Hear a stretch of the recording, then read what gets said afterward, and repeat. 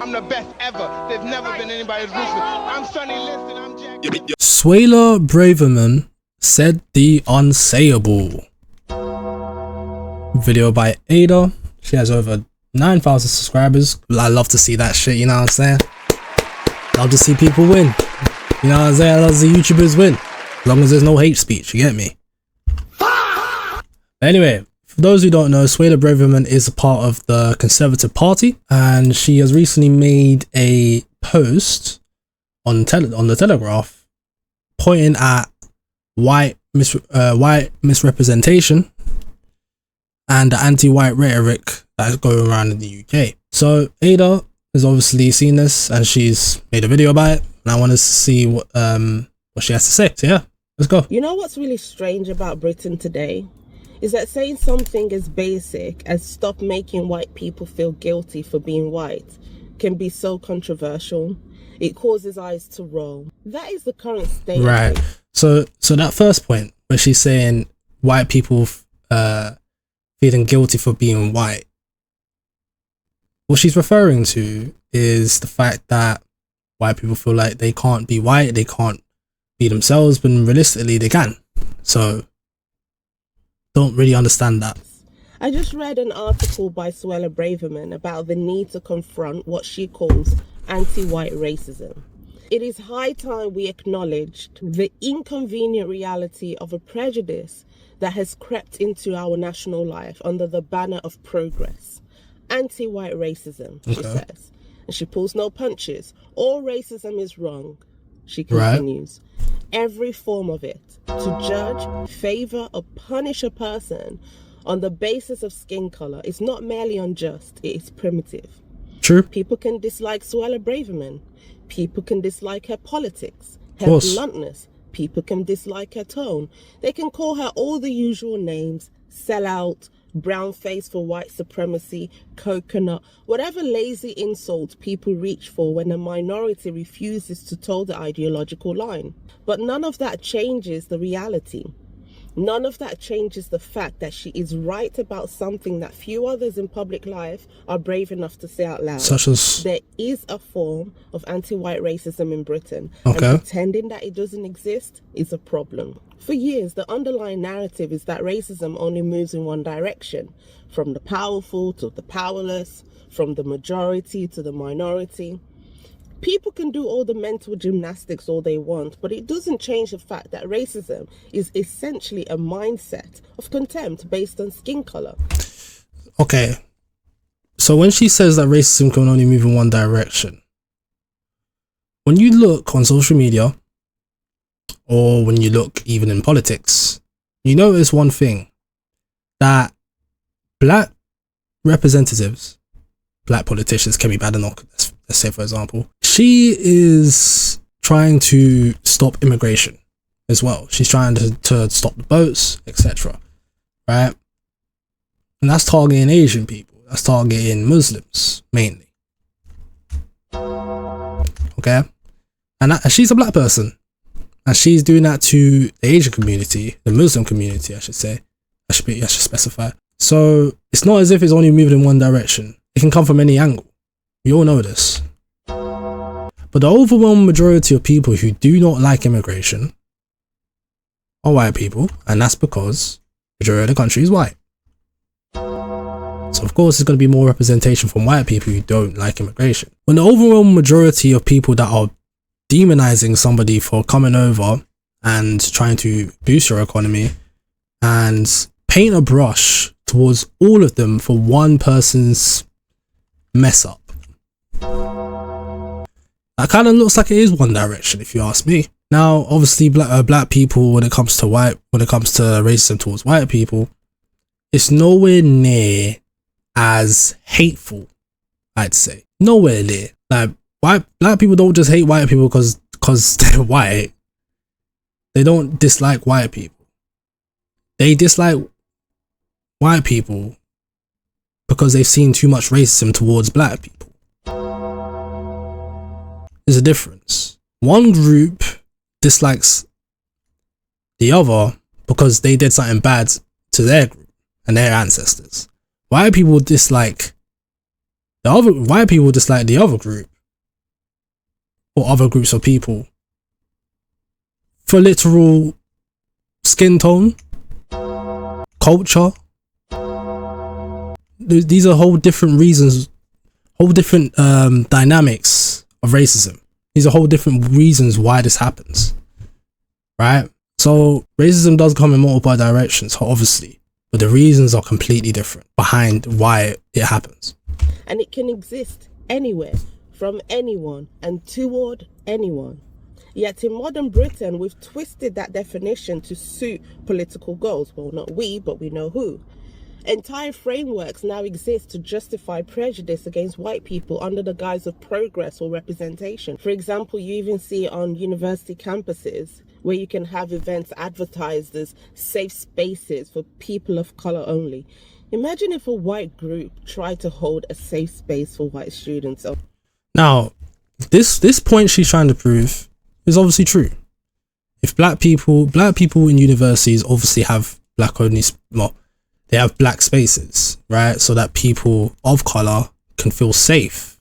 So as we all know, the overwhelming majority of university campuses are white. So the reason why these black spaces have been put into place is so that black people can have somewhere that they can actually meet amongst their people, right? Because they feel like they're being singled out. Because as we know, in majority of these departments, there's a very small majority of black people, right? In every department. So when you allow for these black spaces, it allows for people to feel more comfortable because they're amongst people that are looked at them. They're not going to be singled out. They're going to be able to be amongst their own culture. Caribbean society, African society allows people to feel like they're amongst people that are like them. Not to say, but one thing that she didn't make clear is that nowhere does it say on these societies that white people cannot go and experience different cultures. Nowhere does it say that it's only for white people. It's only for black people. I'll even show you something. I went on ChatGPT. First question I asked was, in UK universities, are there spaces which have been limited to only black people? The answer is pretty much no. What is out there is support for black people out there in universities. Universities acknowledge the specific challenges faced by black students, attainment gaps, underrepresentation. For example, at University College London, there is recognition of an awarding gap for black, Asian and minority ethnic students and a commitment to provide the spaces for students who may benefit from additional support. So what does that mean? There is a well-documented awarding gap. Across UK universities, black students are statistically less likely to receive high classified degrees, firsts, 2-1s, compared to white students. You are less likely as a black person, so that means you have a disadvantage. Right? More likely to report feeling isolated or discriminated against, right? This is based on large-scale data tracked by the Office for Students, the UK regulator. The support exists to close that gap, not to privilege one group. So, as we all know, university is a very stressful time to be a student. So, if a black person has to deal with even more stress, such as feeling isolated, or getting discriminated against for their skin tone, it's going to be a little bit more stressful going into every single room knowing the fact that this could happen at any point. So these black spaces are put in place to allow people to feel wanted, feel amongst their people, etc. That lowers the stress, which evens the playing field. That's why these are put in place, right? However, white students do get tailored support as well, right? So this support is for first generation university students. Many are white from working class backgrounds. So what does that mean? White people get more support. So the support is out there for white people. Support for rural or low income students as well, which majority are whites. Support for students with disabilities or mental health needs, which majority are whites. So white people are getting more support. Black people need to level the playing field. Hence why black spaces are put in place. Now let's continue the video. Only. It would be a national scandal. But reverse the racial labels and suddenly it's empowerment. Even if we stick to this power argument, let's accept that racism only exists when prejudice intersects with power. Fine. But even so, power nowadays, I think, manifests itself in complex ways and it shifts based on context. We're told that white people hold all the power, but is that really true anymore? Because if you Is that really true anymore? What kind of question is that, madam? When majority of millionaires and billionaires are white people, they hold all the wealth. So when it comes to political power, such as giving funding towards the Labour Party, the Reform Party, from a white person, yeah, who has more wealth, yeah, that means white people do still have the power, madam. In order to actually help out more white people over black people, put in laws such as less immigration. Who does that benefit? It only benefits the white person, because less people to compete against, only people that are, well, let's not get into that part. Either way, white people still do have the power, because majority of millionaires and billionaires are white people, right? That's first point. Second point, the people that are actually funding these political groups such as Reform are white people. So yes, they are able to put in policies that benefit them because they have the power to do so, because they have the money to do so. To see who holds real power, just look at who you're not allowed to criticize. And right now, it's not really white Britain sitting in that protected zone. Look at workplace culture. How many diversity schemes, training programs, initiatives, how many of these exist to make sure every possible minority identity is represented? You want to say representation matters? Fine. But what happens when that logic turns into an obsession with de-whitening institutions, decolonizing spaces? You have universities, public sectors hiring based on racial equity quotas. Adverts can... Right. So that point that she tried to prove, right, where she's saying trying to meet a certain quota in terms of racial diversity, it doesn't it's not put in place to where you can just have less qualifications to get the job. You still need the qualifications in order to get the job. The only point is, cool, if we realize that we don't have a representation of black people, okay, black person first. But they still have to have the same qualifications, so that, if that makes sense. Okay. So nowhere does it say you can't be, you're not qualified, but you can get the job. Because that's stupid, right? Exactly. Literally say we particularly want applicants of black and Asian heritage. Now imagine an advert that said we want particularly white applicants. Well, they don't have to, because they're gonna get majority white applicants anyway. So why would they need to put in an advert that says only white only? Because they're gonna get majority white applicants anyway. You see what I'm saying? That point doesn't make sense. You'd lose your job just for suggesting it. And you know what's interesting? We've had decades of legislation to tackle racial inequality in this country. Race Relation Acts, 1965, 1968, 1976. That wasn't enough. So we got the Equality Act in 2010. And apparently even that isn't enough either, because now we're hearing calls for new specific categories: anti-black racism, Islamophobia. I even saw calls once for separate legal recognition for Afro hair discrimination. So when she brings up the point of the Equality Act benefiting black people, right? The Equality Act benefits everybody, not just black people. This act benefits people of age, disability, race, sex, religion or belief, sexual orientation, gender, marriage, pregnancy. This is the people that it benefits. That's everybody. It doesn't just say, oh yeah, it only is there put in place to help out ethnic minorities. No, it's there for everybody.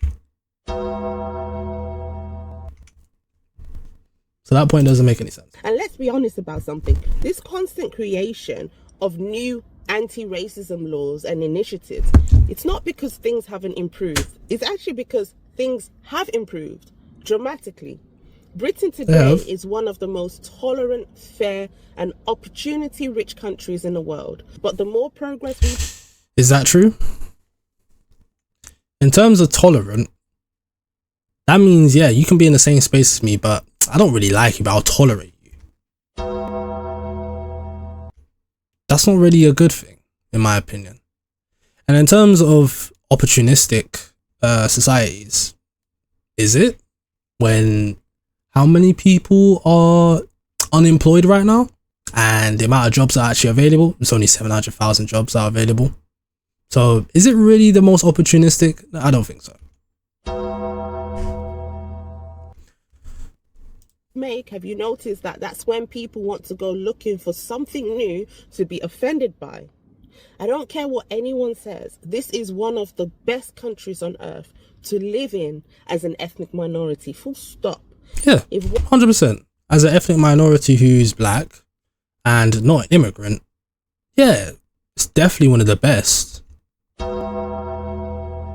But if you weren't born here, well, good luck, because as we know in politics, they're trying to push out people who are immigrants. So they're trying to push a narrative about immigrants to get them out of the country. And when they do come over and do make it through all of these legislations, they have to deal with the wealth inequality that is prevalent across Western society.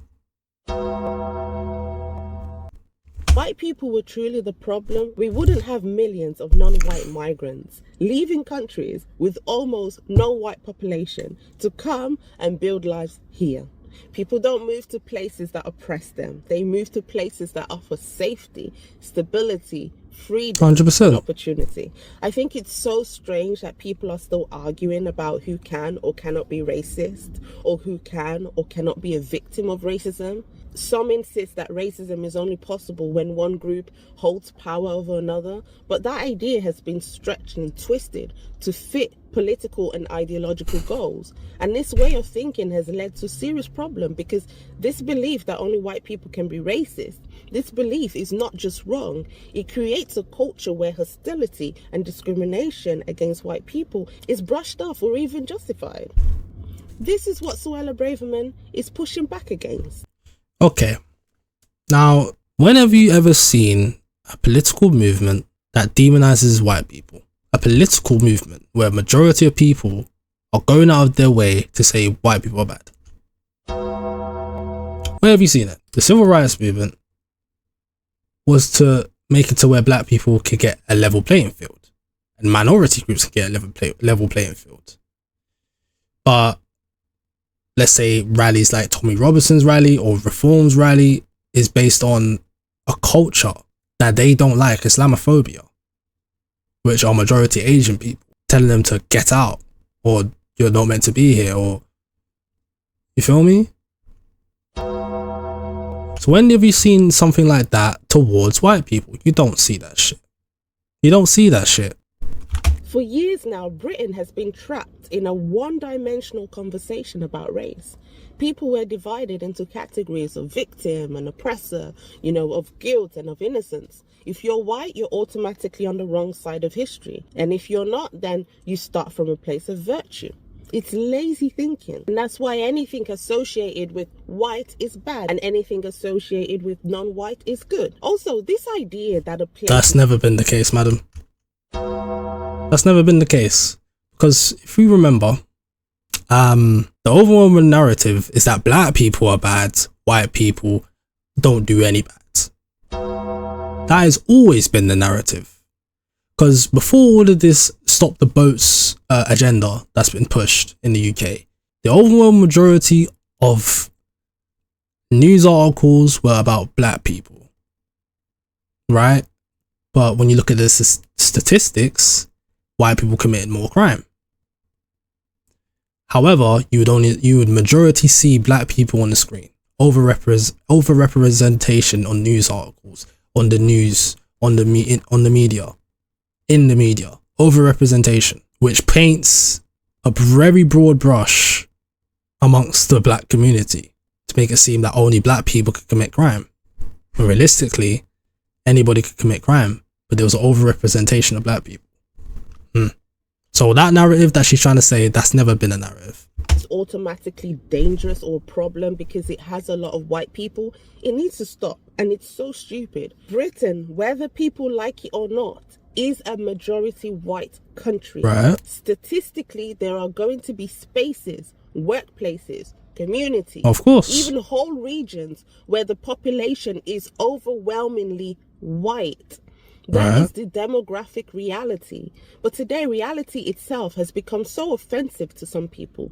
You see people online and even in the mainstream media acting as if the existence of a white majority space is something that needs to be fixed. The countryside gets labelled racist for the simple fact that it reflects the people that live there. Really? This mindset is so ridiculous. Okay. Now, this is another thing that's very difficult to understand, where an overwhelming majority of spaces are white. How do you enforce black people to be hired? You can't. It's a social economic push to where they have to hire more black people, but realistically they don't actually have to. There's nowhere that says you have to hire black people. It's only the media that pushes that agenda. But realistically, these spaces aren't changing, and because they don't have to. And it's actually deeply unfair. It implies that white people's presence in and of itself makes somewhere unsafe or exclusionary. If this same language were used about any other racial group, we'd call it what it is: racism. Yeah, when it's directed at white Britons, it's treated as, sophisticated cultural and social critique. Suella Braverman's argument is that this way of thinking has gone too far, and I agree. She's not saying that racism doesn't exist. We always have to give this, qualification. No, what she's saying is that the fight against it has become so politically selective that it's beginning to produce its own kind of prejudice. There's a clear double standard at play. If you insult or generalize about any minority group, you're done. If you insult or generalize about white people, it's punching up. It's fine. So when she's making this point about white people getting racially discriminated against overwhelmingly, once again, this is a narrative that's been pushed against them by the media. When it comes to black people individually, when do you see a black person saying white people shouldn't be hired?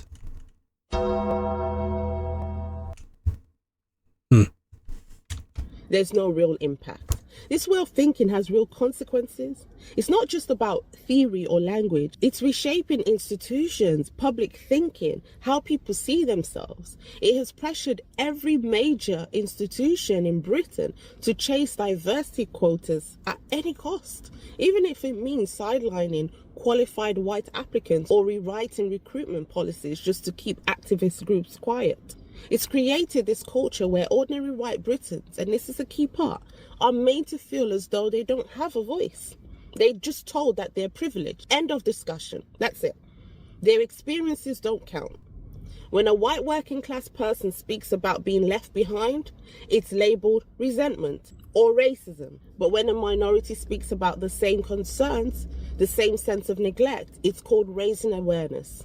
We should be mature enough as a nation to say this out loud. Anti-white racism is real, and ignoring it only fuels the divisions we claim to want to fix. If equality only works one way, it's not equality. It's just a new kind of hierarchy. Once again, equality benefits white people. It benefits everybody. Okay, not just black people. That's one thing for sure, right? And if this point had truth to it, such as only black people are getting hired, then why is it that black people are less employed than white people?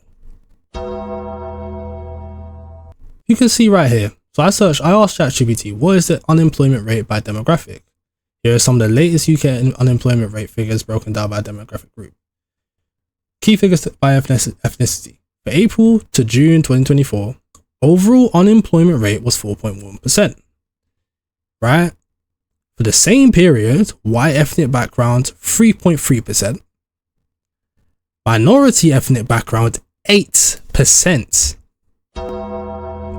That's double.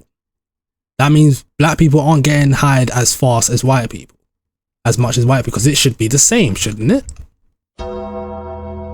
But it's not. So to make the argument that black people are getting hired more than white people is ludicrous. It's cap. You can literally see it. White people get hired more than black people. They do, by every group. Variation among ethnic groups. Even Indian people, 4.9%. Pakistani background, 11.1%. Mixed or multiple ethnic groups, 11.5%. So at this point, that only black people are getting hired more, or other ethnic groups are getting hired more, is cap. Because why the hell is it so much higher amongst the Pakistani community compared to white people? And why is it double for black people? In fact, this wasn't even pointing out black people. This is just every other ethnic group. It's 8%. So when people are trying to say that people are not getting hired from ethnic groups and they should be getting hired fairly, white people, you are statistically getting hired at double the rate of every other group. That's just a fact. Stupid point. You can only guilt and shame a population for so long before people start to push back. And that backlash is already here. And if this continues, then Britain will become a place where people harden along the very lines that we claim to oppose. It's already happening. And that's a tragedy, because this country should have been the example of how to move beyond racial thinking, not sink deeper into it. But madam,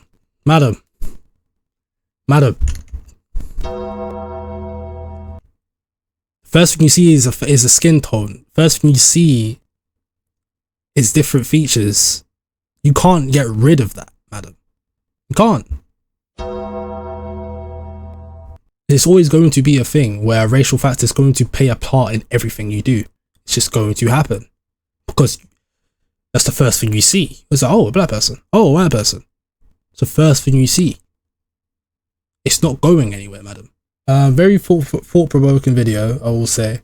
I don't want to agree with the majority of what she was saying in this video, but I did agree with some stuff. That yes, black spaces are a thing inside the universities, but it's there and put in place because there's an underrepresentation of black people in these universities.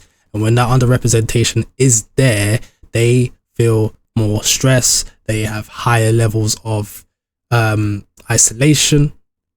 They feel more levels of discrimination. And what that leads to is more stress, leading to lower levels of academic success. Hence why the support for extra black mentorship, black spaces, which white people can still go to, by the way, is to level the playing field amongst minorities and white people. It's to level the playing field. And besides, there are definitely still support systems put in place for white people as well, right, that benefit everybody, where majority of the people that benefit from those schemes are white people. You guys let me know what you guys think in the comments down below. And until next time, love.